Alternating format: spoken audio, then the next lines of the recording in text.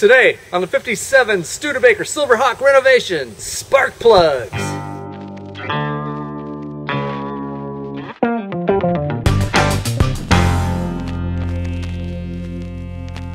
Okay, I have no idea how long the spark plugs have been in this 57 Studebaker, but they got to get changed.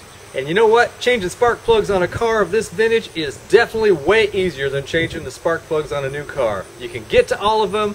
They're right there. It's so obvious, it's a piece of cake. Let's get started. Okay, first let's disconnect the negative terminal on the battery. If the battery is in the way, go ahead and disconnect the positive side too and remove the whole thing.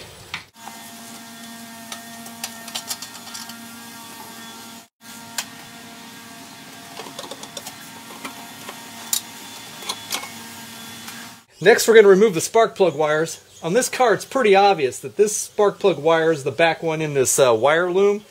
And then the next one, next one, next one. Pretty obvious. If yours isn't this obvious, go ahead and do your spark plugs one at a time. Remove the wire, remove the spark plug, replace the spark plug, and then put it all back. In this case, I'm just going to go ahead and remove everything all at once. So I'm just going to pull on these. It should come right off.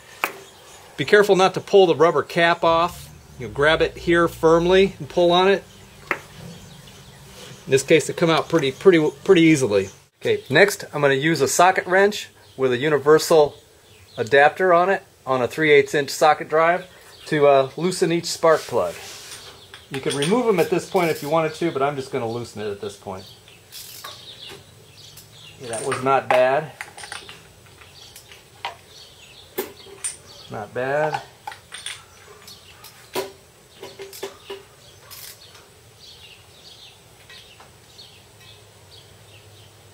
This one's in there a little bit tougher.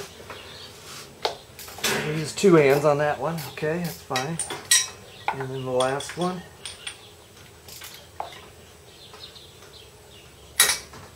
Okay, we're good. Now I'm going to take them out.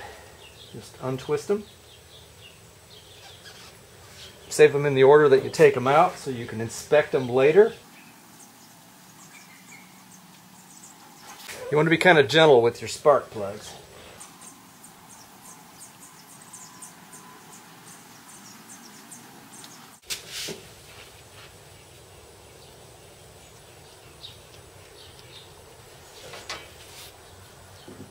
According to the specifications, the plug should be gapped 33 to 38 hundredths of an inch. I'm using a 35. Should get me right in the ballpark.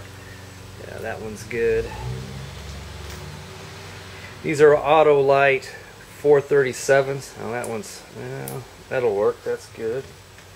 These are Autolite 437s, which are alternate for the originals. You can't get the originals anymore. The originals are a Champion. At least around here, nobody's carrying Champion anymore. Our friends at O'Reilly and Advance have given up on the Champion brand.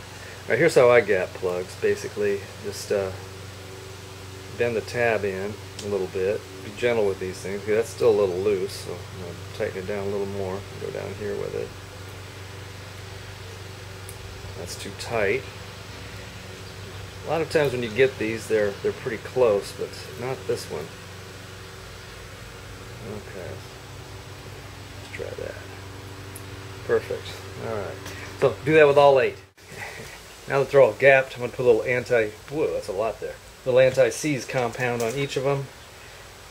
Work it around the threads. Make sure these can come out next time.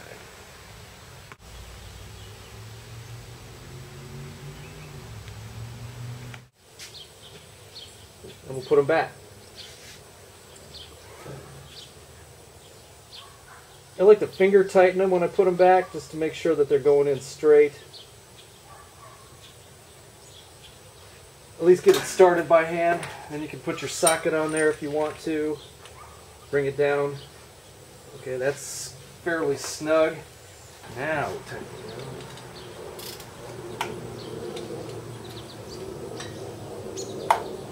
Okay, when you tighten these, you want to crush the gasket a little bit, but not too tight.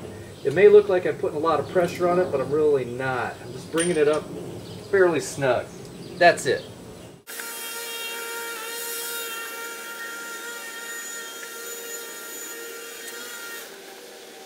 How easy is this?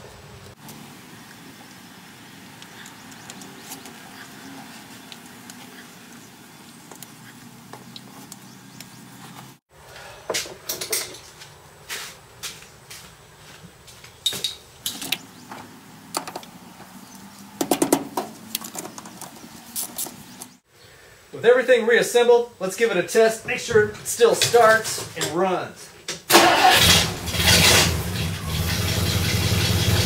Sounds pretty good. I think we did it. We're okay. These are the plugs that came out of it. We've got 2 champions, and the rest are AC Delco. So, never good to mix and match your plugs, but they are supposed to be compatible. Alright, none of the cylinders look bad. This one's probably the most fouled of all of them. That's the, I think, number 1 cylinder. The rest of these look like they've been burning okay.